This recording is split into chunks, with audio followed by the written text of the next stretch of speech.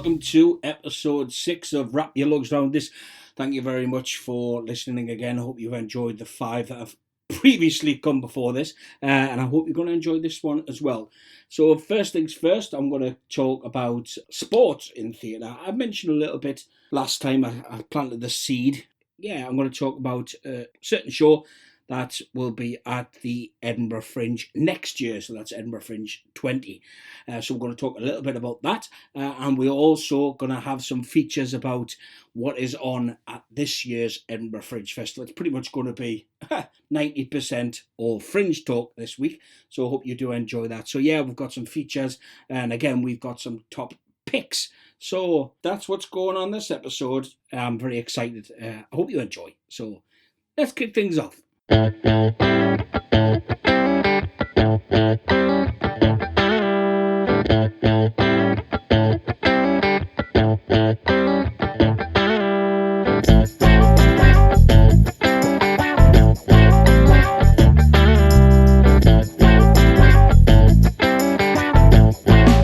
Yes, sports in theatre. So I want to talk about one of my shows that I wrote a few years back. First got a run out at the Customs House Theatre in South Shields. Now, this was a very personal project of mine, something I wanted to write to help me go through a bad time I was having. I wanted to get things that I was still dealing with inside on the page. Basically, it started as just a writing exercise to get things out. And what I was writing down kind of formed the play. I started writing down little stories growing from very early childhood to a few years back, and these little stories, these little monologues, seem to have a little journey. So they took the form of the play. So I decided to go from just a little writing project to help me go through some bad shit to form a piece of theatre. Now this piece of theatre ended up being called Being an Ultimate Warrior. So it was about my childhood growing up, being a wrestling fan, but it was also about the troubles I had growing up in school, bullying, being, a very, very small person that I am. It was easy for me to be a target for bullies and whatnot. So yeah, it tackles being bullied, it tackles alcoholism, it tackles domestic violence, it tackles mental health. So yeah, I got this play down on paper, and I decided to take it out for a little run out at the Customs House. It went down really well, but unfortunately, not long after, when I was supposed to take it out on tour, I collapsed. Ended up in hospital, brain scans, the whole shebang. But ultimately, I was fine. So that meant taking it out on tour had to be put on the back burner, so to speak. So I decided, after last year's Edinburgh Fringe Festival, when I took my play up the big time with Walton Gunn Productions, that I wanted to take Being Ultimate Warrior up there. One of the reasons was because it'd be cheaper than taking a full cast up there. So yeah, I think getting Stacey Walton, the producer, on side to produce with me a one-man show was easier to persuade her than taking a show that was a five-man show. So yeah, that was the decision. So just to go on a one-man show. But yeah, I wanted to give it another chance to be seen and try it out and add some new things in. So yeah, the decision was made to take it up to next year's Fringe 2020. Hashtag EdFringe20. Yeah, and I wanted to do it before I got a little bit too old. Despite, it being 99% based on my life with a little bit of dramatic license, I still want to do it before I get too old to do it, because it's a very taxing show. It's very physical and it's very emotional. So yeah, I wanted to make sure I could do that before I got too just worn out and haggard to do it. So that was the decision to do that again, and I'm really looking forward to it. But yeah, it got my mind thinking again about sport in theatre. Now this is heavily wrestling based because I am a huge wrestling fan. Growing up, I mean, I was an ITV sport wrestling, Mick McManus, Big Daddy, Giant Haystacks, British Bulldogs, Davey Boy Smith. Before he was even the British Bulldog, he was a skinny little whelk of a fighter back in those days. But yeah, I was very Saturday afternoon watching watching wrestling on a Saturday afternoon, British wrestling, and then was able to discover American wrestling once the VHSs hit WrestleMania and SummerSlams and all that and Survivor Series. So yeah, I was a huge fan growing up. I still am. I'm 40-year-old and I'm still a huge wrestling fan. So yeah, that was the sport focus of being an Ultimate Warrior.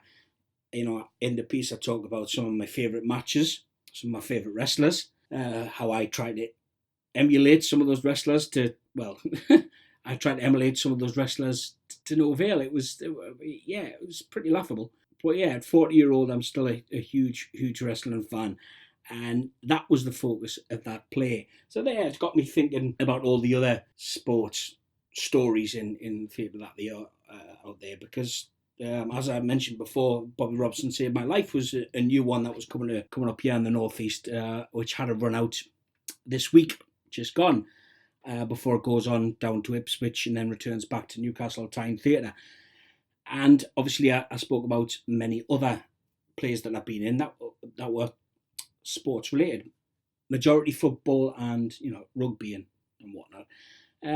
So yeah, that kind of got me thinking about this piece again, and it got me excited again because I just came off the back of Everywhere We Go, which was about South Shields' Wembley run, and it goes to show when you do a play that's about a sport that's so well loved and got so many big fans and supporters out there. I mean, we were coming off stage to people, football fans have never been to a theatre, and we touched them in a way that football couldn't do, because we were telling something else. We were telling their story, not just the footballer's story. We're telling their story, things that they have lived through.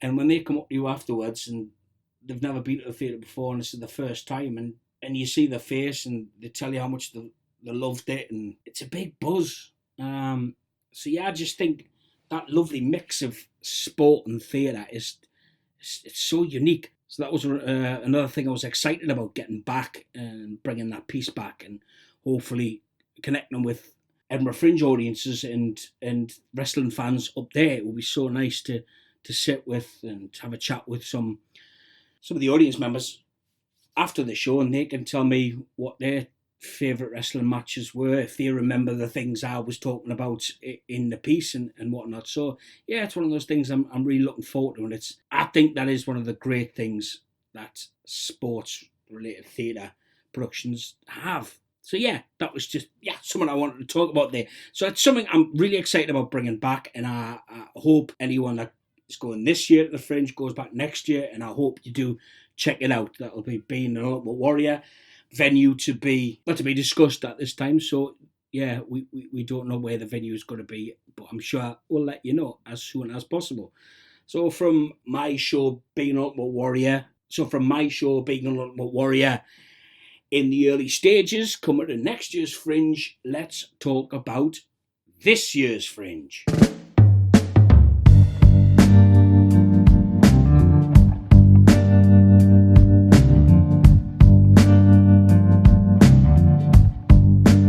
First off, I'm going to talk about The Castle. Yes, this caught my eye and it made it onto my review list for this year's Fringe. The Castle's on a Greenside Infirmary Street. Now, I'm not going to bother telling you about this when I can get the director and producer to tell you all about this. So, let's hear from them. Hi, I'm Trevor. I'm the director and writer for Old Dog Theatre. And I'm Alex. I'm the creative producer here at Old Dog Theatre. We are bringing Kafka's unfinished novel The Castle to the stage at the Edinburgh Festival this year. You can find us from the 2nd to the 17th of August at Greenside Infirmary Street in the Olive Studio at 4:15 every day. The Castle is a novel about Kay's journey to find the heart of the authority in a village which he finds himself in. It's really a novel, as many of Kafka's works are, about alienation and our search for belonging and a home. What's interesting is the dichotomy between Kay's search for a home that can be found with his fiancée Frida and the characters he bonds and creates relationships within the castle, against his desperate search to find and become part of the authority that's within the castle. our show, we've decided to add a lot of really interesting sort of visual and audio elements that really make our production stand out. So we're using a lot of puppetry in really innovative ways, not just your standard marionettes, these. No, we've got our actual own puppet creator and director, Ali Millage, who's really helped us create our own unique style in how we use the puppets. We also have some really interesting movement sequences, and that's all from our movement director, Ruth Phillips, who's added some dance and some, really interesting transition work in there. So it's a really visually quite vivid. Another thing to say is we have an original score composed by our resident composer, Chris Mitchell, and that really, really does add that finishing touch, and I think it creates a landscape which... I hate to say it, but yes, it is truly Kafkaesque. If you'd like to find out a little bit more about the production or to book tickets, you can find us online at our website, olddogtheatre.com, or you can find us on all social media outlets at Old Dog Theatre. That's The Castle from the mouths of the director and the producer. So yeah, it's caught my eye. Many reasons why. Puppetry, physical theatre, original score. As I've said before, I love puppetry. I love when it works. This sounds like it's going to work. I hope it does work, because when it does, it's amazing. And they have done the right thing. They're creating the puppets for this piece. They're not just buying off the shelf. They're not just getting puppets that already exist. They're creating their own puppets for this piece. They're creating physical theatre. They're creating dance. They have an original score that's going to give us a sense of what the castle is all about. And that excites me. So... yes, that is The Castle, and it's on my list. It's on my review list. I hope it makes it to your list as well. Sounds like it's going to be an amazing production, so do catch The Castle if you can. Now for something completely different. Last episode, Stacey Walton of Walton Gun Productions spoke about the show I Wish My Life Were Like a Musical. This also caught my eye. This is a show that's described as hysterical and heartwarming. A delightful tongue-in-cheek look at the theatre industry with plenty to enjoy for industry folk and fans alike. And why not have a little bit of it right now? My entrance won't be perfect. That's if I start at all. Instead of waiting for my cue till it's my curtain call, the volume might be lacking. The words might be unclear. You're smart if you make sense of all you hear. My mind is prone to wander. My memory's not too good. Exactly when I should, so I don't always sing my lines. And though I try, I can't syncopate. Apart from when I should be singing straight, I'm cursed with wide vibrato that sometimes might sound strange. I swear though I can feel the right notes somewhere in its range. Though neighbors come and go like anything, I love to sing. In case you didn't know, that was a little sneaky peek of the song I Love to Sing from the show. Now, I did get in touch with the cast, and I did ask them. I asked them the question, if your life was a musical, what would be your theme song? Now, before we hear from theirs, I think I'll have to answer that myself. If my life was a musical, what would my theme song be? I think it would probably be Superstition, Stevie Wonder. Excuse me. It's a classic song. It's got a great beat, and I always find myself, if I'm out listening to music and that comes on, I find myself strutting. It always puts me in a good mood, makes me strut down the street. So yeah, probably Superstition by Stevie Wonder would be my theme song if my life were a musical. So why don't we find out what the cast and the crew, the creatives, what they think. Hello, I'm James Hume from the cast of I Wish My Life Were Like a Musical. I've previously been in Les Miserables, Titanic, Mary Poppins, and if my life were like a musical, the theme song would be I Was Here from The Glorious Ones, because it's the perfect definition of why we do what we do for a living in a song. Hi everyone, I'm Felix Moss. I'm from the cast of I Wish My Life Were Like a Musical. I've previously been in Book of Mormon, Les Miserables, and if my life were like a musical, the theme song would be I'm Alive from Next to Normal, because I am alive. I'm Charlotte O'Rourke from the cast of I Wish My Life Were Like a Musical. I've previously been in Mamma Mia, both in the UK tour and the West End. If my life were like a musical, the theme song would be Call Me Al by Paul Simon, because it's a happy, uplifting song. You can't not smile when you listen to it, and I think everyone needs a bit of positivity in their lives. I'm Charlotte Steen from the cast of I Wish My Life Were Like a Musical.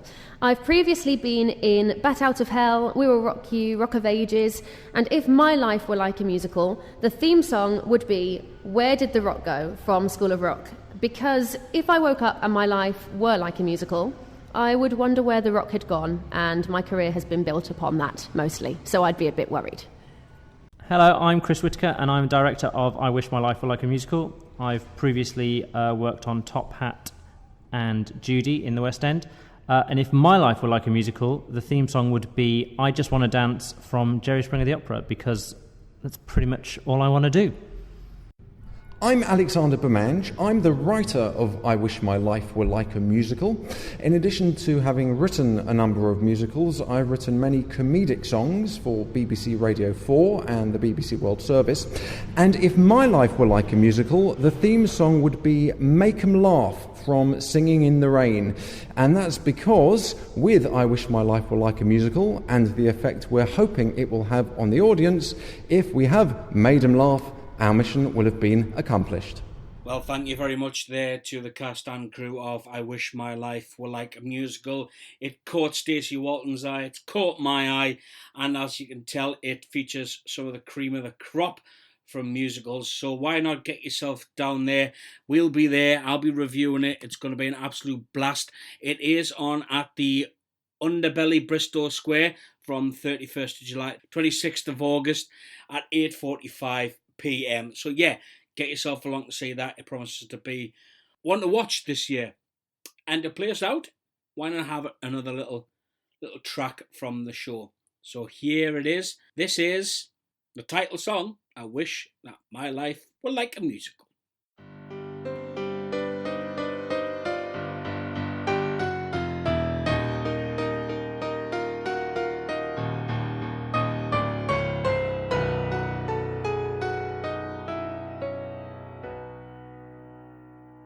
I dreamed a dream like every young girl has, that I was certain would come true one day, of stardom and success and all that jazz, so I could pay the bills I'd have to pay. But that isn't quite the way things are. No auditions yet worked out for me. I still long to be a superstar and dream of how I'd love my life to be. I wish that my life were like a musical, that I could go waltzing through in style. With each song and dance I'd be less miserable. With each sound of music I'd smile. The good would make good, the bad would get their due, and steam trains would race, and pussies wouldn't poo, and foreigners always would speak English too. For once I'd not fear the routine. My life would be fit for a queen. Now, that's all you're getting out of me. You've had a little sneaky peek, so get yourself tickets and see the rest of the show and see how those songs end. Please do. This is promises to be one of the top shows of the Fringe this year, so get yourself along to see that. And now it's time for my top 2 picks of the week. Yes, it's 2 again, because it's just that damn hard to pick one of the week. So yeah, first off, I'm going to talk about Amy Booth Steele. This is someone I first discovered on Twitter through a video that was doing the rounds of her singing a song about having stage 3 cancer. Now, it's blew me away how someone could take such a subject like that and make it quite, deep, funny, and heartfelt. It just honestly blew me away and tickled me so much. So I followed her ever since on Twitter, and she does honestly make me smile so much. So I was excited to find out that she had a show in Edinburgh this year, and it's called #Honest Amy, a ukulele comedy. Now, this is directed by Kathy Burke, the legend that is Kathy Burke. Most know her from Harry Enfield and Chums, but that is the tip of the iceberg. Kathy has done it all, so I'm really looking forward to what she's doing with this show. Her and Amy working together should come up with something absolutely magical. Now, that show is on at the Pleasance Dome. That's Bristol Square, and it's from the 31st of July to the 26th of August, 12 o'clock. So do catch that. Honestly, she's a great girl. She's funny as shit, so get yourself along. Now, speaking of funny as shit, my second pick of the week is a stand-up comedian called Gigi Whited. Now, Gigi Whitehead, he's been in the game for a long time now. He just continues to do it, continues to make people laugh. He's one of them, they always guaranteed a solid show. He'll just, not groundbreaking, he's not going to bust out in the news for saying some shit that he shouldn't. He's just going to make you laugh, and that's what you want. This guy will do that, and he's doing so well with Jim Jeffries at the minute, writing for the Jim Jeffries show as well. So he's one of his writers. So you're in for a great time, in for a good show. So yeah, do check out JJ's show as well. And JJ is on at the Gilda Balloon Theatre from the 3rd to the 26th of August at 10:30 p.m. And the show is called 5 Times I Lied to Myself. So yeah, that's my 2 top picks for the Fringe this week. Amy Booth Steele and JJ Whitehead. So get yourself along.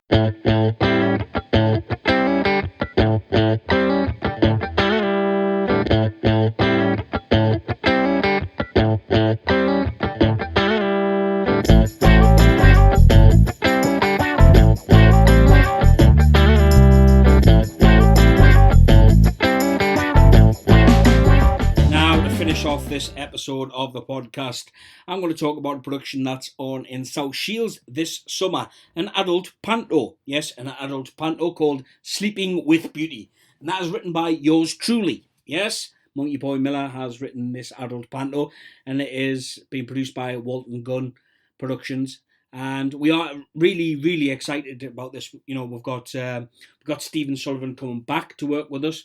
He's currently touring the country in Joseph Purdy's Sleeping Beauty. So he comes and joins us after Bolton, I think it is. So he's coming back, so really excited about that. We've got some newcomers to Walton Gunn Productions. Lucy Curry. We have Ben Story, Nigel Collins. A whole host of new faces, which honestly, we are so excited about. It promises to be some absolute filth, but fun filth. So yeah, that's on this summer. It's on the 24th and 25th of August at the Armstrong Hall in South Shields. Honestly, it's going to be an absolute blast. We can't wait for that. Now, if you want tickets, you go on www.ticketsource.co.uk/Walton-Gunn. Okay, tickets are priced from £12. That's just a bargain, man. It's an absolute bargain. So if you're out there and you fancy a little bit of naughty adult fun this summer, please get yourself along to see Sleeping with Beauty. Great cast, great dancers. Oh, hey, Glenn Richard Townsend's in there as well. How could I leave out war little Glenn, war man child? So yeah, the great Glenn Townsend is in the show as well. Yeah, it's going to be banging. So get yourself along to see that. Now, I want to just thank everyone who has contacted me on Twitter, asking me to feature their Edinburgh Fringe shows, asking me to come and review. It's been absolutely amazing. Thank you very much for everyone who's got in touch. It means the world that you want to entrust your show and put it in my hands. But honestly, it from the bottom of my heart, thank you very much. I'm just gutted I can't fit everyone in. I can't feature everyone on the show. I am going to do my best. I'm making these podcasts a little shorter in the run-up and more frequent, so I can try and fit more people in, so I can feature a little bit more, give a few more shout-outs. And then when I'm in Edinburgh, I'm going to be doing review podcasts as well. So those of you who got me down for reviews, I will come and see your show, and I will get those on the podcast as soon as possible while I'm out in Edinburgh, which I can't wait for. It's just around the corner. I'm getting my tent out. I'm airing it out in excitement. Yes, I am camping. I am that cheap. Yeah, so I'm looking for a lovely little camping trip and seeing some great shows and reviewing some great shows. So thank you very much to everyone out there. It's been amazing that you've got in touch. Keep giving it information. If I can fit a shout out in, I really will. I'll try and fit you in for a feature. That being said, it's time to say farewell. Till next time.